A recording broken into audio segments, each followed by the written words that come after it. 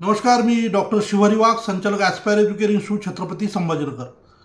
विद्यार्थी मित्रांनो, एक अतिशय महत्त्वाचा व्हिडिओ मी आपल्याला या ठिकाणी शेअर करतोय. व्हिडिओ शेवटपर्यंत पहा.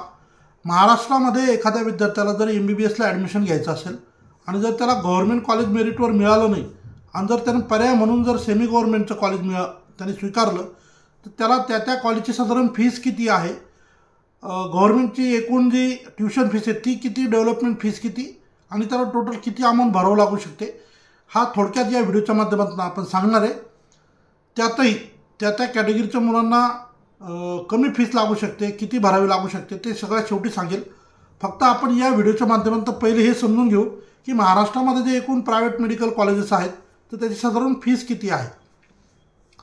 तर आपण जर महाराष्ट्र शासनाच्या फीस रेग्युलेटिंग ऑथॉरिटी FRAच्या ऑफिशियल वेबसाईटला व्हिजिट केली तर यावर्षी जे एकूण महाराष्ट्रातले प्रायव्हेट मेडिकल कॉलेजेस आहेत त्याचे फीस स्ट्रक्चर जे ते अपडेट झालेलं नाही आहे, परंतु 2023-24 सेशनला जे आपल्याला उपलब्ध फीस स्ट्रक्चर आहे ते आपण या ठिकाणी सांगणार आहोत.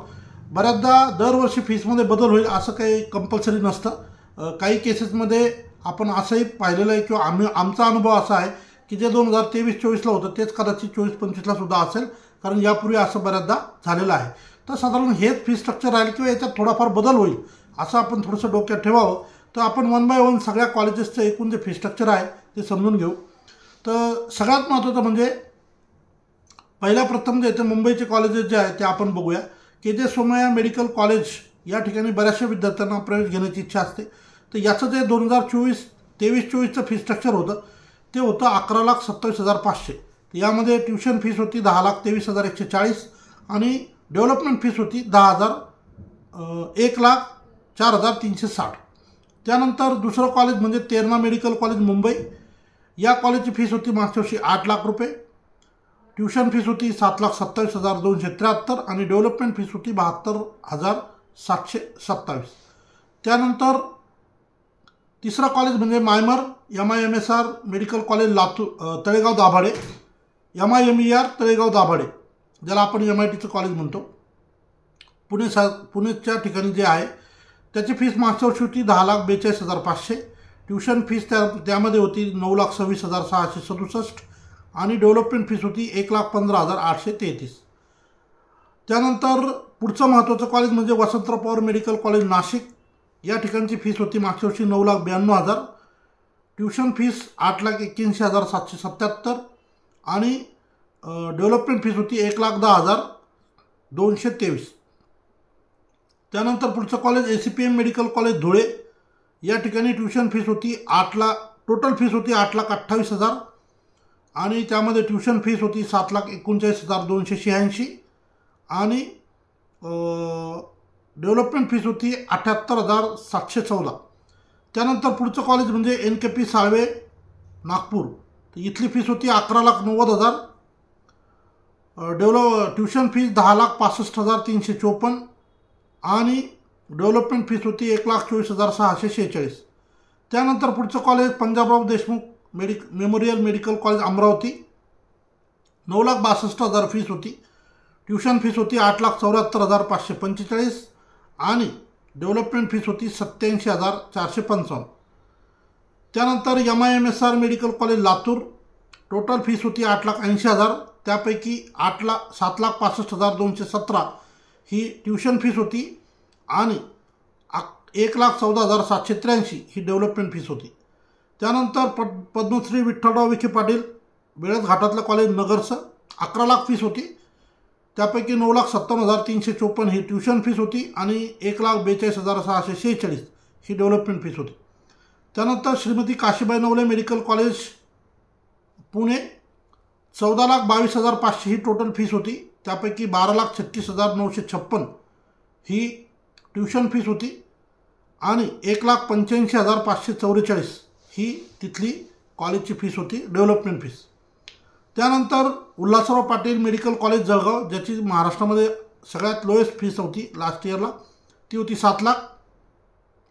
यामध्ये 6,36,363 ही ट्युशन फीस होती आणि 63,637 ही डेव्हलपमेंट फीस होती. त्यानंतर Ashwathi rural medical college Solapur 9,86,000 fees होती. त्यामध्ये 8,80,357 ही ट्यूशन फीस होती आणि 1,05,643 ही त्या कॉलेजची डेव्हलपमेंट फीस होती. त्यानंतर जे Indian institute of medical sciences जे मायनॉरिटी कॉलेज आहे मुस्लिम मायनॉरिटी बदनापूरला, त्या कॉलेजची फीस होती 7,41,000. तिथली ट्यूशन फीस 6,73,637 आणि डेव्हलपमेंट फीस होती 67,363. त्यानंतर SFBT institute of medical science इगतपुरीचं कॉलेज नाशिकजवळ 11,82,000 फीस होती मागच्या वर्षी. 10,50,667 ट्यूशन फीस होती आणि 1,31,333 ही डेव्हलपमेंट फीस होती. त्यानंतर BK Walawalkar रत्नागिरीचं college चिपळूणचं tuition fees होती 11,59,000. त्यापैकी 9,58,371 रुपये ट्यूशन फीस, टोटल फीस 11,59 आणि 1,06,29 रुपये ही डेव्हलपमेंट फीस होती. त्यानंतर प्रकाश इन्स्टिट्यूट सांगली या ठिकाणी 7,05,500 फीस होती. त्यापैकी ट्यूशन फीस होती 6,41,374 आणि डेव्हलपमेंट फीस होती 64,131. त्यानंतर पुढचं कॉलेज म्हणजे SSPM सिंधुदुर्ग 8,25,000 रुपये फीस होती. डेव्हलपमेंट फीस होती 7,48,640. ट्यूशन फीस 7,48,640 आणि डेव्हलपमेंट फीस होती 76,360. त्यानंतर Vedanta institute of medical science 16,87,000 fees होती. इथं कुठल्याही कॅटेगरीच्या कुणालाही काही कन्सेशन नसतं, तर टोटल फीस भरावी लागते असं गृहीत धरा. त्यानंतर पुढचं college Bharat Ratna Atal Bihari Vajpayee medical college 7 lakh fees होती. त्यामध्ये 6,36,364 ही ट्यूशन फीस आणि 63,636 ही डेव्हलपमेंट फीस. या व्यतिरिक्त पुढचे 3 कॉलेज आहे, त्यामध्ये NY तासगावकर लास्ट इयरच्या सुद्धा फीस रेग्युलेटिंग अथॉरिटीच्या वेबसाईटवर त्याचे अपडेट नाही आहेत, पण साधारण त्या कॉलेजची फीस जी आहे ते 8 लाखाच्या काहीतरी दरम्यान होती. आपण 10% डेव्हलपमेंट फीस पकडली तर 80,000 डेव्हलपमेंट फीस, 7,20,000 रुपये ट्यूशन फीस. त्यानंतर पुढचं कॉलेज जे आहे तर परभणी मेडिकल कॉलेज परभणी, तर याची फीस 8 लाख रुपये होती. ट्यूशन फीस पकडा 7,20,000, डेव्हलपमेंट फीस 80,000. आणि शेवटचं college Rajendra Gode medical college Amravati, याची पण फीस साधारण 8 लाखाच्या आसपास होती. ट्यूशन फीस 7,20,000 पकडा आणि 10% डेव्हलपमेंट फीस म्हणजे 80,000 रुपये डेव्हलपमेंट फीस. सो हे साधारण महाराष्ट्रातले एकूण जे 22 मेडिकल कॉलेजेस आहेत त्याचा फी स्ट्रक्चर मी तुम्हाला या ठिकाणी सांगितलं. आता यामध्ये जे विद्यार्थी कॅटेगरीमध्ये बिलॉंग करतात तर त्या कॅटेगरीमध्ये त्यांना ती फीस भरावी लागते. म्हणजे for example SC ST NT1 NT2 SC ST सोडून देऊ आपण 2 मिनटं. NT1 NT2 NT3 VJNT आणि SBC यांना 10% फीस भरावं लागते. म्हणजे काय, त्यांना डेव्हलपमेंट फीस भरावं लागते. त्यानंतर EBC आणि EWS कॅटेगरीला जी टोटल फीस आहे त्याचा एक्झॅक्टली 50% फीस भरावं लागते. म्हणजे 10 लाख फीस असेल तर 5 लाख भरावे लागते. OBC कॅटेगरीमध्ये साधारण याच पद्धतीनं गणित असतं, जी टोटल फीस आहे त्याच्या साधारण 50% फीस भरावं लागते. सो हे लास्ट इयरप्रमाणे अशा पद्धतीनं होतं.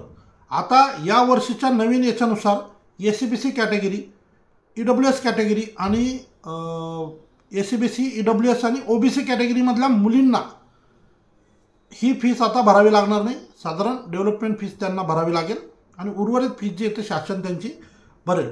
सो अशा पद्धतीनं महाराष्ट्रातल्या एकूण 22 मेडिकल कॉलेजचं फी स्ट्रक्चर होतं, जे तुम्हाला मी या ठिकाणी शेअर केलं. मला वाटतं हा व्हिडिओ जो आहे तो आकडेवारी वगैरे तुम्हाला समजायला थोडीशी अडचण होऊ शकते, परंतु याची प्रॉपर एक व्हिडिओच्या माध्यमातून जिथं चार्ट असेल चार्टवर मी तुम्हाला हे एक्सप्लेन करेल आणि परत एक नवीन व्हिडिओ मी तुमच्यासाठी नक्की घेऊन येईल. तुर्तास एक अतिशय महत्त्वाची अपडेट होती जी तुम्हाला मी या ठिकाणी शेअर केली.